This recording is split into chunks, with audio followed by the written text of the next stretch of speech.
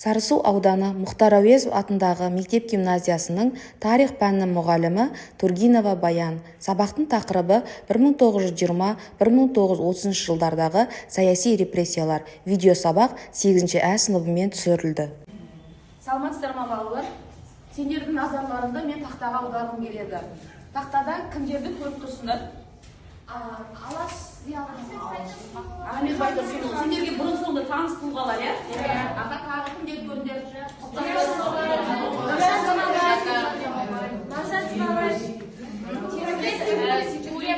Қандай істерімен, қандай тарихтың оқиғаларымен естеріңе қалған? Кезекпен сөйлейміз, Олар осы қазақ халқы үшін өздерінің өмірін естеген ғой, қиынға тіккен.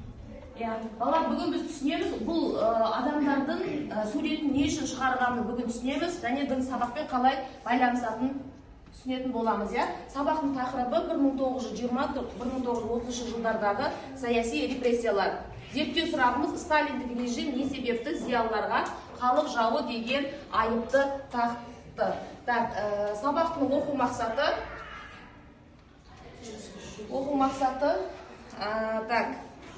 8-3-1-7 20 ғасырдың 20-30 жылдардағы әміршіл жүйе саясатының зардаптарын талдау, 8-1-2-1 қазақ зиялыларының қоғамдағы рөлі мен қызметін талдау. Сабаққа қысқаша түсініктеме жүргізіп кететін болсақ, біз алдыңғы сабақта индустрияландыруды өттік, одан кейін ұжымдастыруды өттік, иә? Осыдан кейін қазақ даласында 1920-30 жылдар аралығында саяси репрессиялар басталған болатын. Яғни кеңес үкіметіне сын айтқан, қазақтың мүддесін қорғаған саяси тұлғалар репрессияға ұшырады. Оларды бұндай ой салған, бұл тұлғалардың барлығы өз қолдарымен кеңес, жаңа көрсеттім ғой сендерге, сол тұлғалар өз қолдарымен кеңес үкіметін орнатқан еді негізі, қызыл әскердің қатарында болып, жаңа үкіметке сеніп, Ленинге сеніп, осы қазақ даласында жаңа үкіметті орнатты. Бірақ көптеген кеңес үкіметінің қателіктерін көріп, сынға алғаннан кейін бұл тұлғаларды халық жауы деп айыптап, олар кейбіреулер ату жазасына, кейбіреулер жер аударуға, кейбіреулер өзінің ауыр дертке ұшырап қаза болады. Және де бұлардың жанұялары да, әйелдері, балалары халық жауының ұлдары, қыздары деген айып тағылып, олардың да өмірлері қиындап кеткен болатын. Керуге, енді бірінші тапсырма сендерге попкорн әдісіне саласыңдар, ол 20 ғасырдың 20-30 жылдарындағы әкімшіл жүйе саясатының зардаптарын попкорн әдісі арқылы білдіріңдер. Яғни сендерге бос попкорн суреті берілген, осыған сендер бос жерлеріне, яғни негізгі осы тақырыпта түсінген әкімшіл жүйенің зардаптарына байланысты негізгі тірек сөздерін жазып өтеміз, попкорн суретіне. Егер тірек сөздердің мен бәрін аш десем ашасыздар, егер де аш қағаз етпесем, тек қана тірек сөздерді оқып бересіздер, ал кірісіздер, толтырамыз. Түсіндіңдер ма? Кімде сұрақ бар?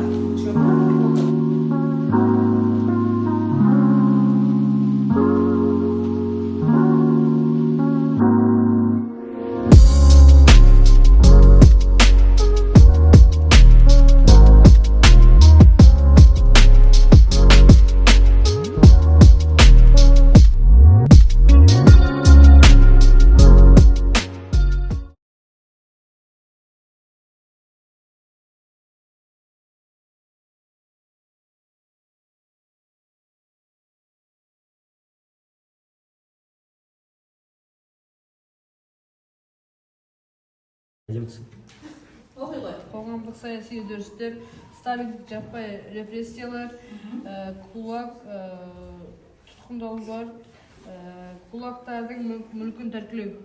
Кулактардың мүлкін тәркілеу дегенді қалай түсінесің?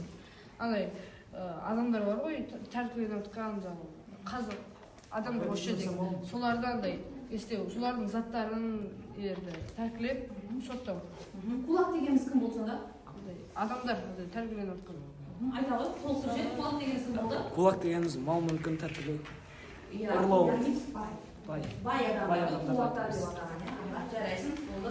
Келесі нағыз сөз. Репрессия үдеріс КСР 20-30 жылдары кулактардың мүмкін тәркелеуі халық жауын қоғамдық саяси. Халық жауы дегеніміз кім болыпты сонда? Халық жауы деген тырнақша қалып сөйлейміз, себебі олар халық жауы емес на самом деле. Халық жауы деген анау өздерінің заттарын тығып, соларды тығып и түрмеге отырған шығар. Түзетіп өтейін, халық жауы дегеніміз осы зиялыларды халық жауы деп айыптап, олар сотталған болатын, ату жазасы кесілген болатын, шынымен де олар халық мүддесін көздегендер болатын. Қосасың ба? Не айттың келді жаңа? Жоқ, болды. Сен айта ғой. Кулак, репрессия, сталиндік жаппай. Сталиндік жаппай дегеніміз не болды сонда?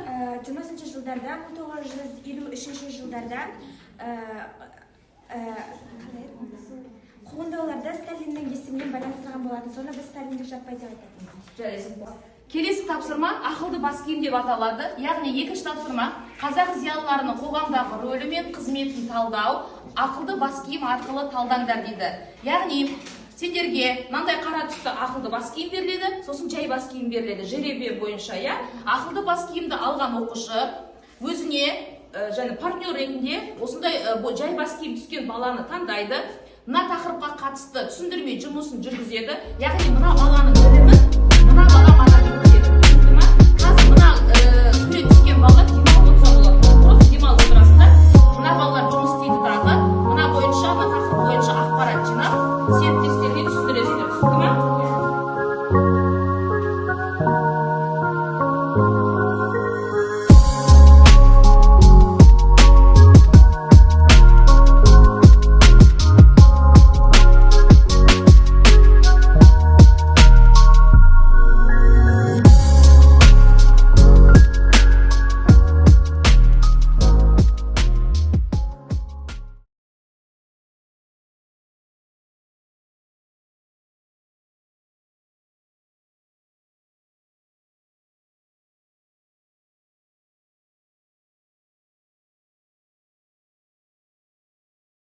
Жеріне жай бас киім таптыңдар ма?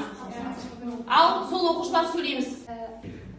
Негізінде халық жауы дегеніміз олар алаш зиялылары. Алаш зиялыларына жала жапқан Сталин. КСРОны Сталин билеген. Сол себепті де Сталин оларды халық жауы қылған. Егер қалай халық жауы қылдық десе, оларды басқа мемлекетпен байланысқа шықты. Олар біздің ішіміздегі тыңшы деп оларды кінәлі қылған. Ал олар қашып жүргендердің ішіне Ахмет Байтұрсынұлы, Міржақып Дулатов, Мырзағали Есболов, Қасымбек Біржанов және тағы басқалары жатады. Жарайсың, жеткілікті. Саған ақылды бас киім болған кім? Екі қыз Аида және Кәусар. Үшеуің бірдей бағаланасыңдар. Келесі бағаланды соң сабақ соңында айтамын. 1900 жылы яғни саяси қоғамдық репрессияларға барлық қауым кірді. Сол қауымда да 20-30 жылдары қауымға кірген болатын. Сол бұл алайда бірақ ең қиыны болған ол қоғамдық зиялы қауымға зияны келді. Сол мысалы ол қазақ зиялыларының сол қазақ зиялыларды тыңшылар деп атаған болады. Ол тыңшыларды атаған ол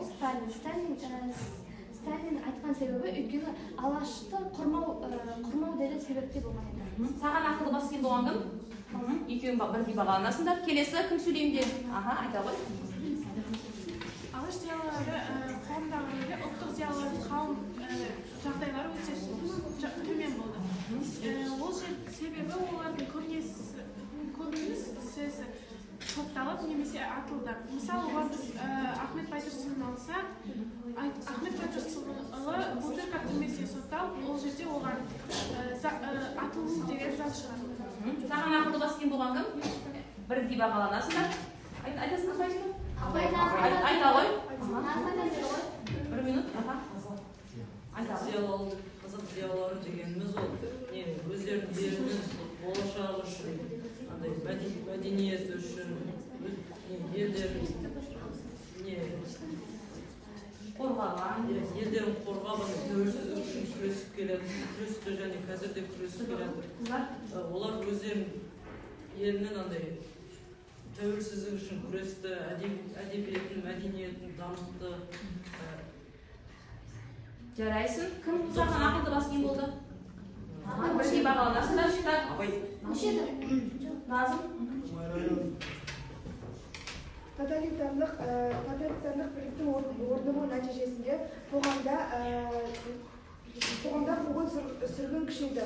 Олардың құрбандары көбіне Алаш партиясының мүшелері болды. Себебі оларды басқа мемлекеттермен қарым-қатынас жасаған үшін оларды халықтың жауы деген айыппен олардың біреуін бас бостандығынан айырса, біреуіне ату жазасын бұйырды.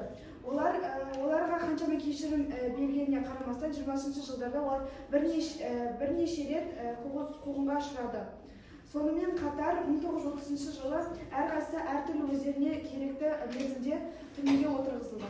Жарайсыңдар. Кім саған ақылды бас киім болған? Маған ақылды бас киім болған Меди мен Аида. Бірдей бағаланасыңдар. Үшінші тапсырма 1937-38 жылдардағы жаппай репрессиялардың зардабын флипчарт арқылы түсіндіресіңдер. Оған маркер, қарандаш, ручка пайдалансаңдар болады. Яғни осы тақырыпты жаппай түрде, яғни топтасып ашу мақсаттарын түсінікті ма? Ал топтасаңдар болады. Сендерге уже флипчарт таратылды.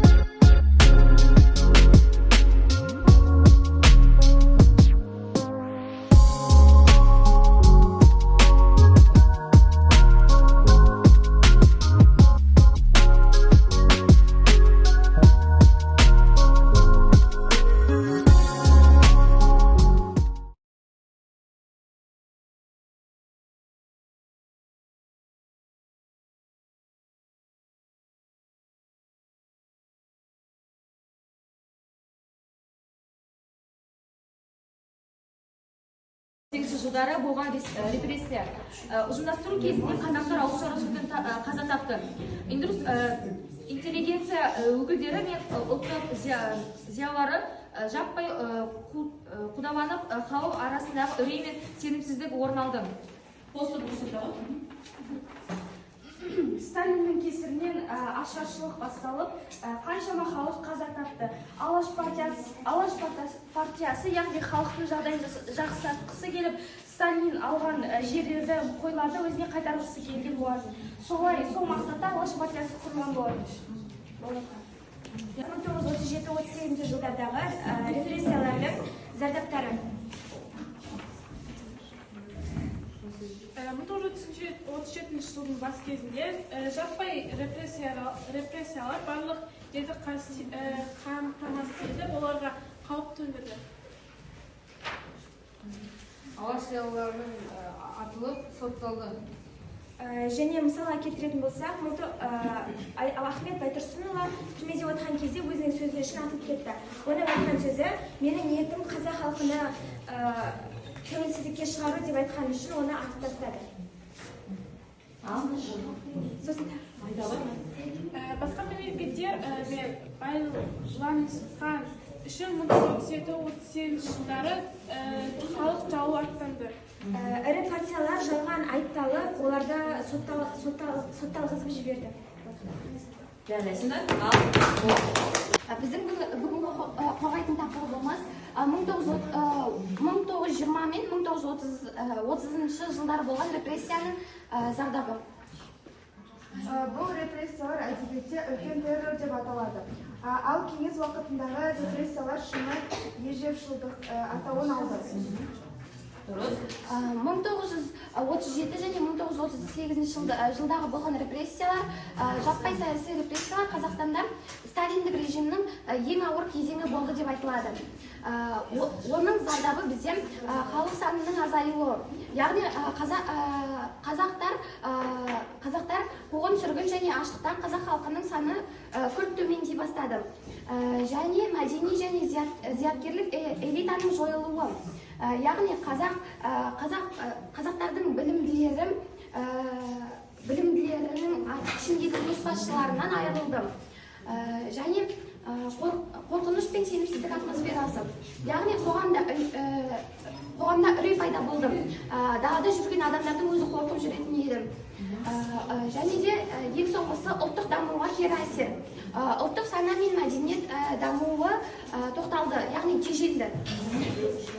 Бұл кезде соған қарамастан, ешкімге қарамай, тек қана дәлелсіз, ойша ғана күдікпен адамдарды ату жазасына неше түрлі жазаға жеге бастады. Мысалы, ату жазасына түрмеге қамалғандардың ішінде Әлихан Бөкейхан, Ахмет Байтұрсынұлы дегендер бар. Жарайсыңдар, бұл отырамыз. Қорытындылау мақсатында сендерге қорытынды сұрақтарын қойып жіберейін. Ал құлақтар мүлкін тәркілеу дегеніміз не болды сонымен? Құлақтар мүлкін тәркілеу. Кім сөйлейді? Айта ғой. Бай адамдардың мүліктерін тәркілеу. Жарайсың. Ал қуғын-сүргінге ұшыраған қандай зиялылармен танысыңдар бүгінгі сабақта? Айта ғой. Ахмет Байтұрсынұлы, Міржақып Дулатов және тағы да басқалар. Тағы қосатындар бар ма? Айта ғой. Көбінесе жазушылар. Үлкен террор және ежовшылдық дегеніміз не болды сонымен? Үлкен террор мен ежовшылдық. Бұл репрессияның әдебиеттегі атауы. Ежов деген ішкі істер министрі қатаң түрде жаңағы Ежов деген адам жүргізеді осы операцияның барлығы, сондықтан ежовшылдық болып кетеді. Халық жауы атанғандардың жанұясы қандай кедергілерге ұшырайды?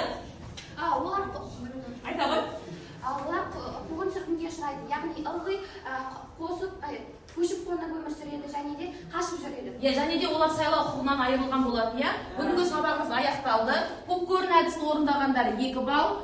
Одан кейінгі ақылды бас киім тапсырмасын орындаған 4 балл, флипчартқа 4 балл. Сонымен 10 баллдық жүйемен бағаланасыңдар. Бағалау парағына жазып, маған өткіземіз. Сау болыңдар, рахмет.